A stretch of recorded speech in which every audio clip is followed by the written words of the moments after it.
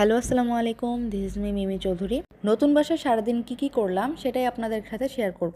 প্রতিদিন সকালে গরম পানি খালি পেটে খেতে পছন্দ করি আমি। আর এটা হলো আমাদের নতুন বাসা থেকে বাইরের ভিউটা।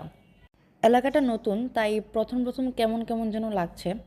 বেশ, এরপর আমি ফ্রেশ হতে চলে যাব। এখানে আমি বিডি বাজার বিউটি থেকে অরকেয়ারের 3টি প্রোডাক্ট নিয়েছিলাম। একটি ফেস ওয়াশ, ময়শ্চারাইজার আর সিক্রেট পার্টের বডি ওয়াশ। আমি অনেক আগে থেকেই বিডি বাজার বিউটির ওদের প্রত্যেকটি প্রোডাক্টই আমার কাছে খুবই ভালো লাগে। আর এইবার তো আমি অরকেয়ারের ফ্যান হয়ে গেলাম।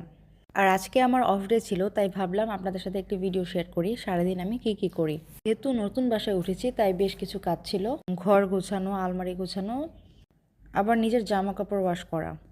ভালো করে মুখ ওয়াশ করে নেওয়ার পর মুখে আমি ময়শ্চারাইজার ইউজ করি। শীত হোক বা গরম, মুখ ওয়াশ করার পর ময়শ্চারাইজার ইউজ না করলে আমার ভালোই লাগে না।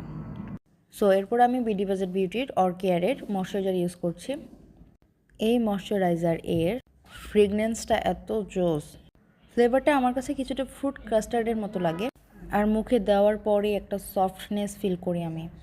এরপর সকালে নাস্তা বানাতে চলে গেলাম। অনেক দিন পর রুটি ভাজলাম আজকে, ভালোই হয়েছে। তারপর সাথে আম্মুর হাতের আলু ভাজি, গরম গরম রুটি আর আম্মুর হাতের আলু ভাজির তো কোনো কথাই হয় না। অনেকদিন পর আজকে বাসায় আমি নাস্তা করতেছি। নর্মালি উইকডেসে নাস্তা করা হয় না বাসায়।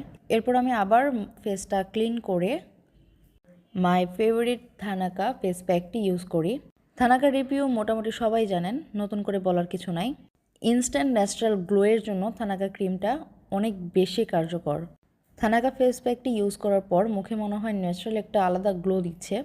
ফেস অনেক বেশি ক্লিন, অনেক বেশি ব্রাইট লাগে। আমার কাছে পার্সোনালিটিটা খুব ভালো মনে হয়েছে। ফেসে থানাকা প্যাকটি অ্যাপ্লাই করার পর আমি আমার ঘরের কিছু কাজ করি। তো 15-20 মিনিট পর্যন্ত রেস্টে রাখতে হবে, তাই আমি আলমারিতে কিছু জামা কাপড় গোছানো শুরু করি।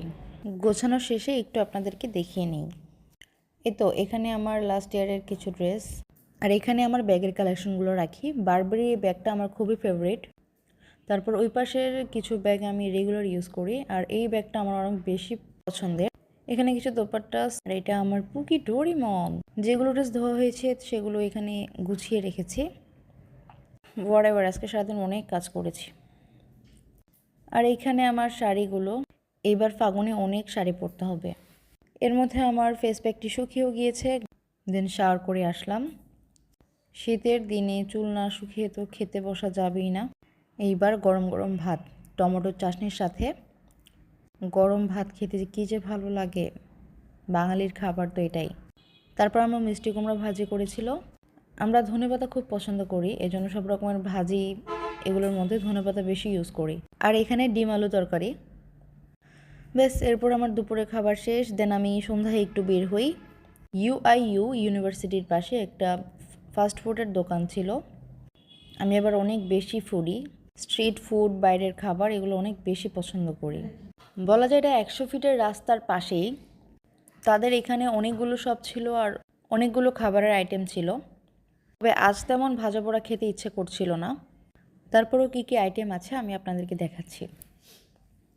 তাদের এখানে pizza, burger, shawarma, fried rice, crispy chicken, barbecue chicken, আরও অনেক কিছু ছিল।